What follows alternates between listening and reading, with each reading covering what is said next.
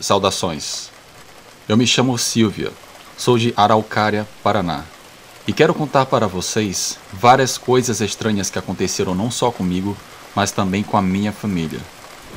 Minha família sempre teve problemas com o sobrenatural. De vez em quando, um de nós tinha alguma experiência assustadora. Uma delas é com o lobisomem, uma criatura que só acredita quem vê ou ouve. Alguns parentes meus já viram essa criatura. Certa vez, meu tio chegou de um baile de madrugada e se deparou com esse bicho na ponte em que ele iria atravessar. Ele teve que prender a respiração e esperar o bicho passar. Minha avó também viu um lobisomem. Geralmente, quando ela ouvia algum barulho no quintal de sua casa, ela saía em plena madrugada para ver o que era. E houve uma vez que ela resolveu sair para ver o que estava fazendo barulho no seu quintal. E ela viu um lobisomem num canto do muro. Ela voltou de costas, bem lentamente, até entrar e fechar a porta. Ela falou para aquele lobisomem voltar no outro dia para buscar sal. Segundo a lenda, a pessoa que fosse na sua casa pedir sal é o lobisomem. Mas eu escutei também que isso não deve ser feito porque dizem, quando o lobisomem sente que você sabe quem ele é, você pode ter sérios problemas e corre perigo. No caso da minha avó, era um homem de meia idade, muito conhecido que morava na vila.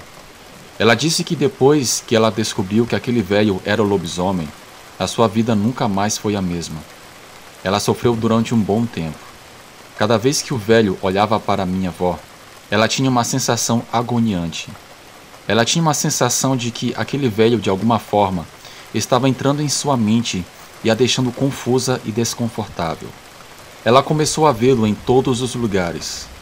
E aquele olhar macabro já estava levando a minha avó literalmente à loucura. Até que um dia ele sumiu da vila e ninguém nunca mais soube dele. Minha avó, depois de alguns dias, foi melhorando, mas nunca esqueceu daquela horrível experiência. Minha mãe também teve uma experiência com lobisomens. Esse bicho a perseguia onde ela morava. Cada vez que ela precisava se mudar, ele estava lá. Era assustador. Cada casa que ela se mudava, o lobisomem aparecia para ela. Dava a impressão de que ele sentia o cheiro da minha mãe de longe. E ela nunca entendeu por que aquela fera a perseguia tanto. Eu também tive encontro com essa fera certa vez. Eu tinha 16 anos e fui morar com a minha mãe, nos fundos da casa da minha tia. Era uma casa minúscula, onde vivia ela, meu irmão de 6 anos, eu e um bebê de 6 meses. Dormíamos todos juntos em uma cama de casal.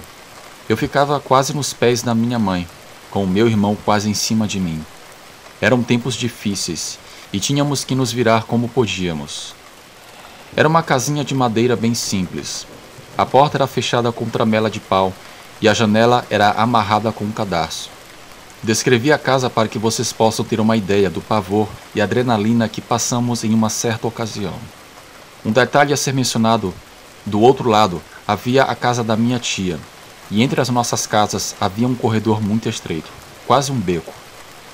Eu tentava dormir cedo para não ouvir nada, mas acordava com a minha mãe me sacudindo com os pés. Então, eu ouvia ao longe alvoroço dos cachorros. O barulho ia ficando cada vez mais próximo, até que fosse possível ouvir aquela respiração cansada que eu nunca mais vou esquecer. Não tem como descrever, mas era tão apavorante que dava a sensação de que estava em cima de mim e me sufocava. Quando ele estava chegando no quintal, que para piorar era aberto, a bebê da minha mãe começava a chorar. Minha sorte era que ela amamentava ainda, então era mais fácil acalmá-la, para que não chamasse a atenção daquele lobisomem que estava lá fora. Ele costumava ficar naquele corredor, entre as duas casas. Passava vários minutos andando de um lado para o outro com aquela respiração horrível. No dia seguinte, surgiram vários boatos e comentários sobre o que tinha ocorrido, e o meu primo disse que não tinha medo de lobisomem e que queria provar que era valente caso aquele bicho voltasse. E para o nosso desespero, o lobisomem voltou na noite seguinte. Na noite que aquele bicho apareceu, meu primo começou a bater a janela e gritar, mandando aquela criatura ir para o inferno. Aquilo, após escutar o grito do meu primo, deu a volta e foi até a janela e deu um pulo. Logo em seguida, pela primeira vez, Aquele monstro deu um urro e foi a coisa mais tenebrosa que eu escutei em minha vida. Por sorte, a janela tinha grade. Meu primo caiu no chão, em choque, ao ver aquela criatura, e nunca mais desafiou o sobrenatural.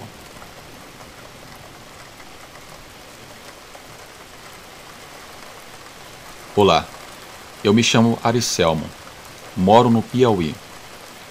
Eu tive muitas experiências sobrenaturais quando eu era mais jovem. Quero relatar algo que eu presenciei junto com o meu irmão, e também algo que aconteceu com o meu pai, uma experiência que ele me contou uma vez. Primeiro eu vou relatar a experiência do meu pai. Carinhosamente eu chamo meu pai de Dom Seba. Há muitos anos atrás, quando eu nem era nascido, no Nordeste brasileiro, meu pai trabalhava como operador de máquinas em obras de terraplanagem. Devido à sua profissão, ele viajava bastante. Logo, a empresa enviou ele para uma cidade pequena onde se estava executando uma obra de pavimentação. Quando ele chegou, já havia bastante peões trabalhando por lá. A empresa que ele trabalhava conseguiu 2 casas para que os trabalhadores pudessem dormir até a obra ser concluída. Mas quando meu pai chegou, ele notou algo incomum. Todos os moradores preferiam ficar somente em uma das casas. A outra sempre estava vazia. Disseram que a tal casa que ficava vazia era mal assombrada, e que os outros peões que dormiram lá viram coisas estranhas, e ninguém conseguia dormir naquele lugar. Meu pai, como era muito cético naquela época, disse que não acreditava nessas coisas, e achou que os peões estivessem fazendo alguma brincadeira ou contando histórias para tentar assustá-lo. O meu pai resolveu ficar na casa que estava vazia. Além do mais, ele iria ter mais privacidade. Com certeza, ele preferiu ficar naquela casa vazia do que dividir moradia com outros caras. Um amigo do meu pai que chegou junto com ele na cidade também preferiu ficar na casa, que tinha fama de ser mal assombrada. Após um largo dia de trabalho, meu pai foi dormir na tal casa. A residência tinha 2 quartos e uma espécie de sala, que era uma cozinha ao mesmo tempo e um banheiro. Meu velho dormia em um cômodo e seu amigo dormia no outro quarto. Naquele tempo, ambos dormiam em redes. Dom Seba, o meu pai, estava deitado na rede quando ele pegou no sono. Ele sentiu alguém balançando os punhos da rede.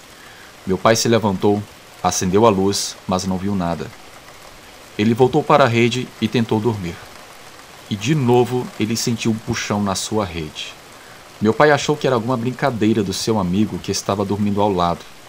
Ele foi até o outro cômodo e viu o seu amigo dormindo. Ele o acordou, meio irritado, e pediu que ele parasse com aquela brincadeira. Seu amigo, meio confuso, disse que não estava entendendo nada e pediu que meu pai fosse dormir e que não o incomodasse, pois no dia seguinte havia muito trabalho para fazer e que ele estava dormindo. Meu pai, meio confuso, foi para a sua rede até que ele conseguiu dormir. No dia seguinte ele foi trabalhar e um dos peões perguntou se o meu pai tinha visto alguma coisa estranha na casa. Mas o meu pai não comentou nada. Quando chegou a noite, após um largo dia de trabalho, o meu pai foi para a rede dormir.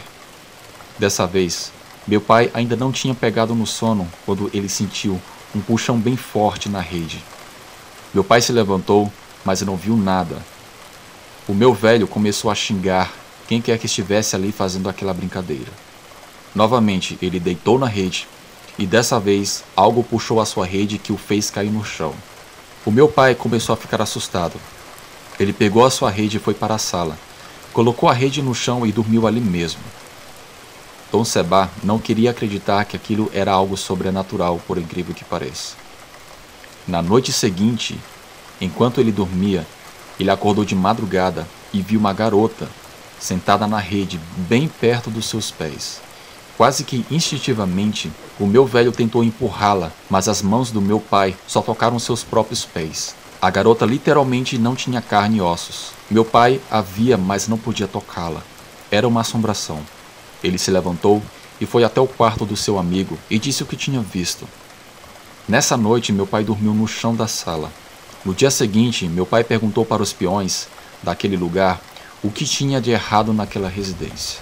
Um dos caras contou para o meu pai que há muitos anos atrás havia um homem que morava naquela casa junto com a sua filha, e ele era apaixonado pela mesma. A garota, certa vez, apareceu na sua casa junto com seu namorado e falou para o seu pai que eles iriam se casar.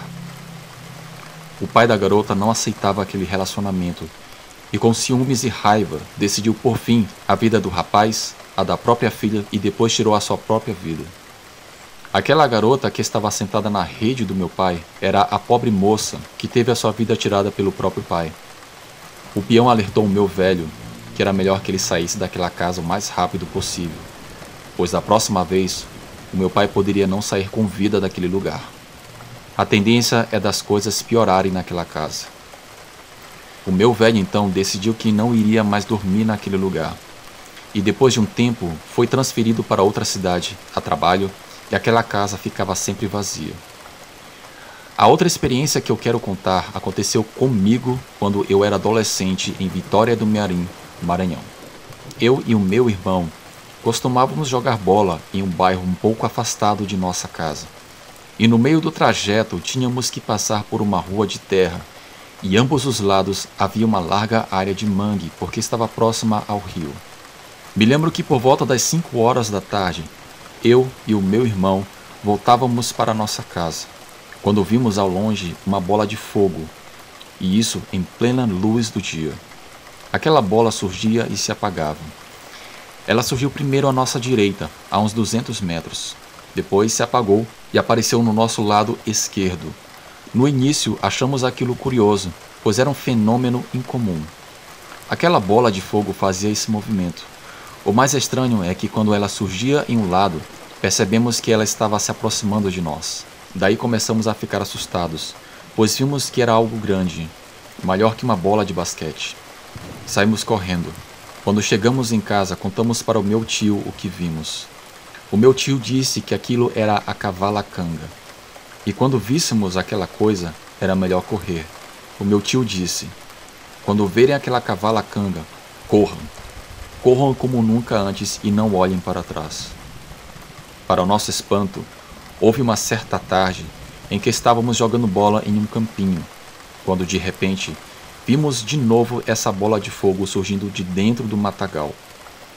Não pensamos 2 vezes e saímos correndo, o mais rápido possível. Muitas pessoas relataram que viram essa coisa também. A minha tia, certa vez, estava passando de noite na mesma rua de terra que vimos aquela coisa. Ela estava acompanhada do seu namorado, e eles viram aquela bola de fogo. Dessa vez era de noite, porém minha tia, desavisada, não saiu correndo. Aquela bola se aproximou e tocou as pernas da minha tia. O seu namorado gritou para que eles corressem. Desde essa noite, a minha tia nunca mais foi a mesma. Coisas estranhas aconteciam com ela, e uma vez ela tentou dar cabo de sua própria vida. Aquele fenômeno até hoje é um mistério, e eu não sei se ainda continua aparecendo naquele local. Obrigado, me despeço de todos. Boa noite.